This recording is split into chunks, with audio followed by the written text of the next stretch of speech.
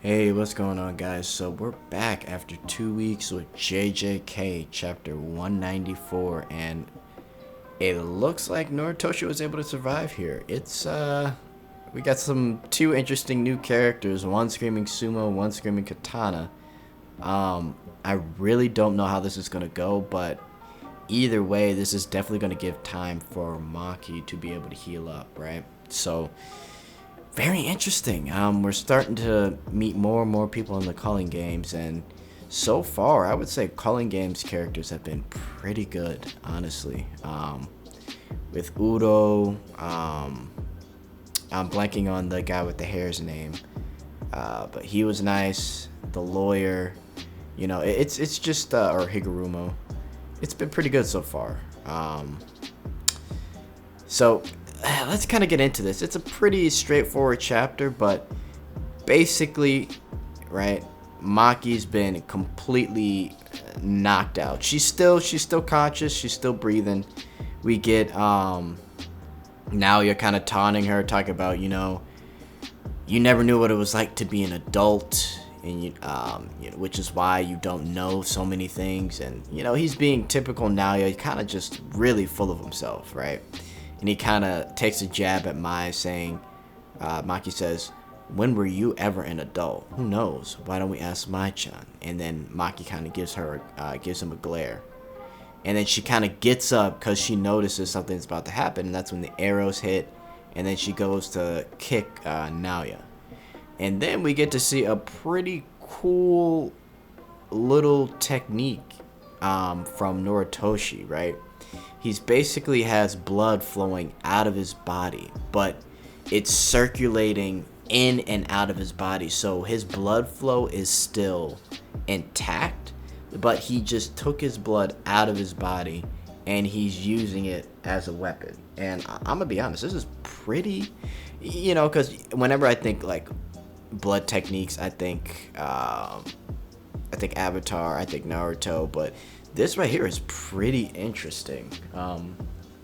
The fact that his blood is flowing, but it's just outside of his body, and he can utilize it in many different ways, it seems like pretty cool, right?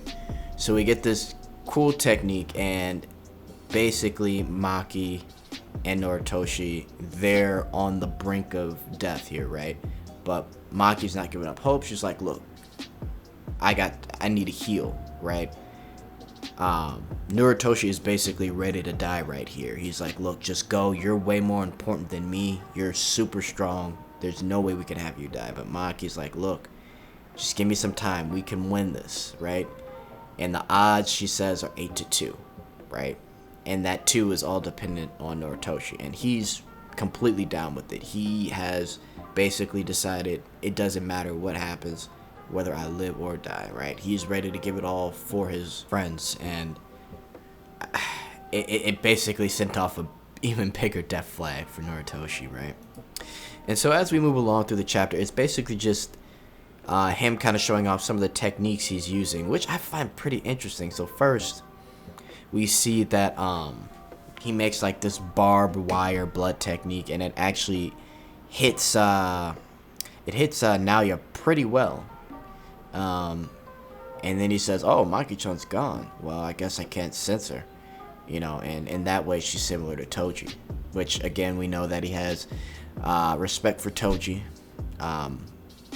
Back when it was the Maki mini arc, we knew this. And then we kind of get an inner dialogue of Noritoshi thinking, oh, he is very tough, but he's got to have some type of binding vow. And he figures out that he's susceptible to the blood of manipulation users, which is poison to curse spirits, right? He also mentions that from the form where he kind of retracts himself and goes to that shell, his durability peaks when he's in that form, right? And that's to make sure he doesn't rip apart from his own speed. So it's kind of like a binding vow in that sense, right? Where he's just not as tough in order to handle that speed. So we see out of nowhere, Naoya goes for the attack. He swings. He's basically got Noritoshi on the ropes. He hits him again. Now this was cool. So he basically coughs up blood inside of Nalia's shell. And then he kind of hits him away, and he's like, "Are you like, oh, that's a little cheeky move you got there. You're trying to stop my valve so I can't go much faster." And then, he's kind of thinking about what Nalia is thinking about, that, he's not here to risk his life, right? So he wouldn't do something crazy, but he is indeed there to risk his life. Does a piercing blood, stops the guy briefly with that piercing, or not briefly, he completely stops him, right? Because he's kind of having this inner dialogue, and he's like, "Look, mother, father," or no, what does he say? Let's read it. What would mother say? Would she be shamed for not becoming the clan head? I couldn't make peace for her in that house. Mother, even so, and then he says, "Don't belong anywhere."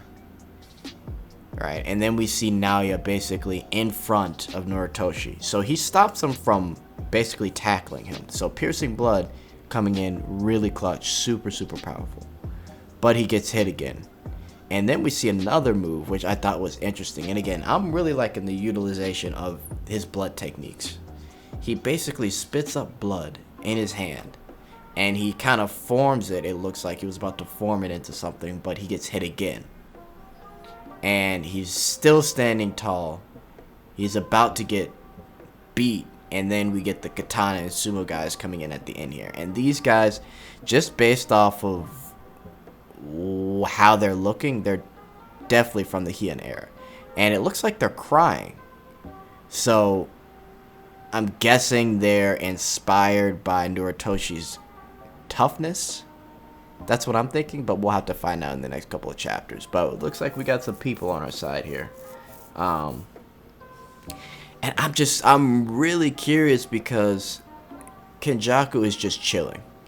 So, and if you remember back when he had the meeting with, I think it was, like the Chinese government, I think, because he was speaking Chinese, pretty sure. I'm still wondering what that's about, and then what Reggie was talking about as well too.